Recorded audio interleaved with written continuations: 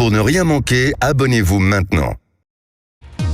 Les vraies voix Sud Radio. Bonsoir Félix Mathieu. Bonsoir Félix. Bonsoir. Et vos 3 mots dans l'actu sont psychiatrie, acquittement et soutien. La suspect schizophrène paranoïaque voulait se venger de la psychiatrie depuis plusieurs mois avant de poignarder les soignantes à Reims. Son psychiatre considérait pourtant que les mesures de protection n'étaient plus justifiées. Tariq Ramadan acquitté en Suisse. Pas de preuve de viol contre l'islamologue, estime le tribunal à Genève. La plaignante a quitté la salle d'audience et va faire appel. Et puis une marche de soutien au maire démissionnaire de Saint-Brévin. Ce dernier dit regretter la récupération politique de l'extrême gauche et en même temps il reproche à la droite de rester trop discrète sur le sujet.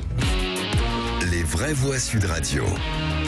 Après la minute de silence dans les hôpitaux du pays ce midi, le temps de l'enquête et des premières explications. Suite à la mort d'une des 2 infirmières poignardées lundi soir au CHU de Reims, le procureur Mathieu Bourrette a fait le point sur la garde à vue du suspect. Si certains de ses propos ont été totalement incohérents, il reconnaissait avoir volontairement agressé les 2 membres du personnel de santé parce qu'il en voulait à la psychiatrie qu'il qualifiait de criminels, d'assassins ou encore de faux jetons. Le suspect atteint de schizophrénie, de paranoïa, il bénéficiait de soins psychiatriques depuis 1985. Reconnu adulte handicapé, il encourt théoriquement la réclusion à perpétuité, explique aussi le procureur de Reims. L'information judiciaire devra notamment déterminer s'il y a eu des ruptures dans sa prise en charge médicale. L'enquête a mis en évidence une divergence de point de vue entre la mandataire judiciaire et le psychiatre de l'intéressé. La première estimant à plusieurs reprises, entre 2021 et 2023, que depuis au moins décembre 2020, l'intéressé ne prenait plus régulièrement son traitement, tandis que le psychiatre estimait que la situation était stabilisée, que le traitement était pris et que la mesure même de protection ne se justifiait plus. Mathieu Bourrette, procureur de Reims, qui réclame la détention provisoire avec placement rapide en unité hospitalo-carcérale pour le suspect. Philippe C'est Bilger. dramatique. J'ai connu des psychiatres qui, avec une assurance prétendument scientifique, soutenaient qu'il n'y avait plus aucun risque pour l'avenir. Et bien sûr, si on le mettait en cause, il dirait qu'il ne peut pas prévoir.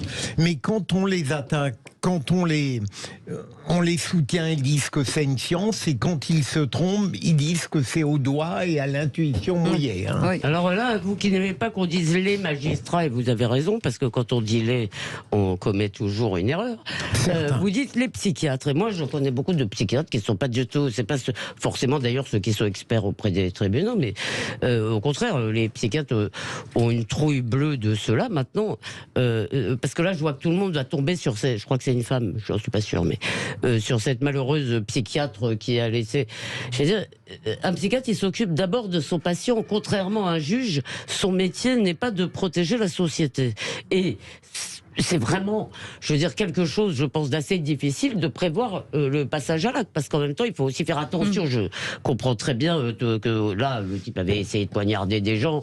4 personnes. Le défaut de surveillance, le défaut de surveillance générale des institutions est quand même assez accablant. Mais là, je vois ces haro sur la psychiatre, si vous voulez. Et honnêtement, je trouve que se battre avec ces maladies-là, c'est très compliqué parce qu'il n'y a jamais de guérison. Les psychoses, c'est vraiment un état sur lequel on a peu de moyens d'agir. Je parle pas de moyens. Donc, je trouve, soyons aussi prudents dans nos accusations. Après, il a un gros dossier quand même en matière d'agression. Je parle pas de... Non, mais le patient a un gros dossier. Il va peut-être savoir aussi, lui. J'ai 2 réactions. D'abord, se féliciter de la clarté, de la précision du propos du procureur. C'est le seul à la chaîne judiciaire qui peut s'exprimer publiquement à ce stade-là. Et j'ai trouvé que la conférence de presse à 13h30 avait donné des éléments précis par rapport à un certain nombre de questions.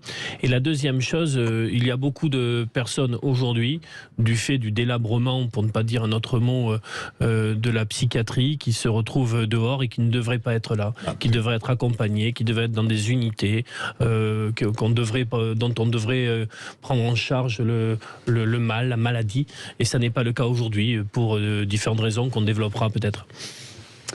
Et on poursuit, Philippe. On en vient au deuxième mot, acquittement. La justice suisse estime qu'il n'y avait pas de preuves contre Tariq Ramadan accusé de viol. L'islamologue va même recevoir 151 000 francs suisses d'indemnité de la part du canton de Genève.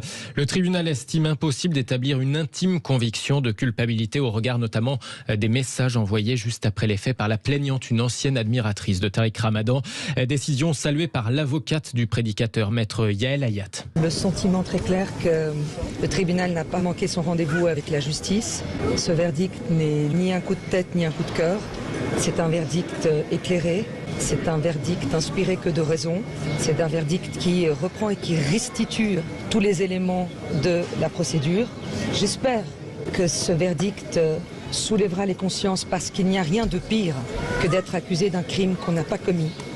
La vérité est désormais en marche et nous espérons qu'elle ira loin. Le procureur avait requis 3 ans de prison, dont la moitié ferme, contre Tariq Ramadan. À l'énoncé de son acquittement, l'accusé a souri, enlacé par l'une de ses filles, tandis que la plaignante s'est levée pour quitter la salle sans attendre la fin. Choqué de ne pas avoir été entendu, explique maître Robert Assael, son avocat. Il y a une règle fondamentale qui veut que s'il y a un doute raisonnable, ce doute profite au prévenu. Et donc le tribunal, finalement, a retenu ce doute. Nous pensons qu'il s'est trompé et nous allons porter en appel finalement la question, en espérant évidemment que l'autorité d'appel se distancera, ce qu'elle fait régulièrement, du tribunal de première instance. Tariq Ramadan qui était pour la première fois jugé pour viol, mais en France le parquet aussi réclamait un procès d'assises pour des faits similaires, lui en tout cas avance avoir été victime d'un piège. Elisabeth Lévy. 2 choses. D'abord, il faut rappeler que dans les affaires de viol, contrairement, si vous voulez, aux espèces de yaka faucon, des féministes, et il faut des preuves. Effectivement, ça c'est encore l'état de droit qu'elles aiment tant par ailleurs. Il faut des preuves pour condamner. Et dans les affaires de viol où ça s'est souvent passé entre 2 personnes, c'est très compliqué. Et je voulais dire aussi que depuis le début, moi j'ai eu un malaise avec cette histoire Tariq Ramadan en France. Parce que je le considère comme un adversaire idéologique, comme quelqu'un dont il faut combattre l'influence, mais je n'aimerais pas qu'on ait monté une affaire, si vous voulez, justement en utilisant des filles, parce que je ne sais pas quelles sont ces pratiques ou ces histoires, et je m'en fiche, et bien si vous voulez, les va-et-vient entre je me plains mais j'y retourne, etc., on risque... J'aimerais pas qu'on ait le même genre d'affaire en Suisse, parce qu'il en ferait une victoire idéologique en France. Je suis pas d'accord avec Elisabeth, mais je n'ai pas jugé cet acquittement, ce relax. La justice suisse a de la tenue, hein, c'est très clair. Même les propos des avocats après, l'argument central, paraît-il, c'est qu'elle a continué à lui envoyer des messages après.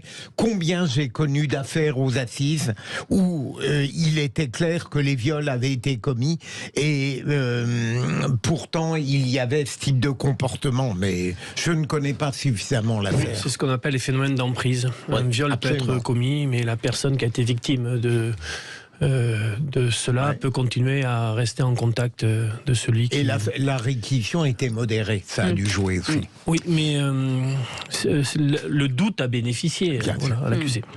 Et puis 3e mot, une marche à Saint-Brévin suite à la démission du maire. Et oui, une marche de soutien des élus de gauche converge de tout le pays, d'Olivier Faure à Jean-Luc Mélenchon en passant par François Ruffin ou encore la maire PS de Nantes, Johanna Roland. Ces partis de gauche entendent soutenir le maire démissionnaire de la commune, devenu le symbole des élus locaux victimes de violences, l'occasion de dénoncer en même temps la menace de l'extrême droite. Le premier concerné, en tout cas Yannick Morez, le maire d'hiver droite démissionnaire, annonce dans un communiqué qu'il va prendre la parole à 18h devant l'hôtel de ville, mais que ni lui ni son équipe municipale ne vont prendre part à cette marche. Alors tout en remerciant les élus qui lui apportent leur soutien, il dit regretter néanmoins la récupération politique, notamment par l'extrême gauche, de cette marche qui se voulait au départ transpartisane. Mais d'un autre côté en même temps, Yannick Morez dit regretter la discrétion de la droite sur cette thématique. Non. Oui, bon, ok. Non, j'en reste à son témoignage de la commission sénatoriale qui était de grande qualité, où il a expliqué par le détail ce qui s'est passé dans sa commune. Il est assez sinueux, ce maire, je trouve. Il démissionne, ensuite il discute, il veut pas être récupéré, il participe pas à la manifestation, mais il attaque la droite. Bon, je sais pas.